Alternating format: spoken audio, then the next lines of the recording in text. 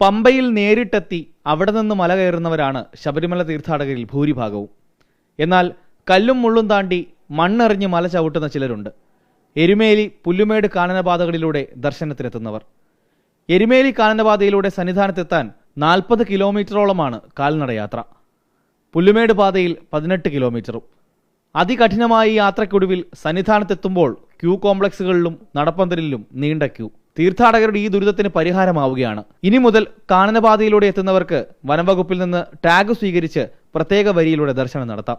ആദ്യം ഇവിടെ വരുന്ന സമയത്ത് 12 മണിക്കൂർ ക്യൂ നിൽക്കണം. ഇവിടെ വന്നു കഴിഞ്ഞാൽ ഒരു ഇതും കിട്ടില്ല. ഇപ്പം എന്ന് പറഞ്ഞു കഴിഞ്ഞാൽ ഇവിടെ ആരോട് ചോദിച്ചു കഴിഞ്ഞാൽ മതി ഇതിലെ കാര്യം പോകുന്നത്. മലയോട്ട് വരുന്ന എല്ലാ ഭക്തന്മാർക്കും ഏറ്റവും നല്ലൊരു കാര്യമാണിത്. ഇത് ഒരിക്കൽ തന്നെ സർക്കാരിനും എല്ലാവർക്കും അയ്യപ്പ ക്ഷേത്രത്തിന് ഇതും എല്ലാം കൂടിയിട്ട് നല്ലൊരു കാര്യം. നന്ദി അറിയിക്കുന്നു. പുതിയ സംവിധാനത്തെ ഇരു കൈയും നീട്ടി സ്വീകരിക്കുകയാണ് അയ്യപ്പന്മാർ.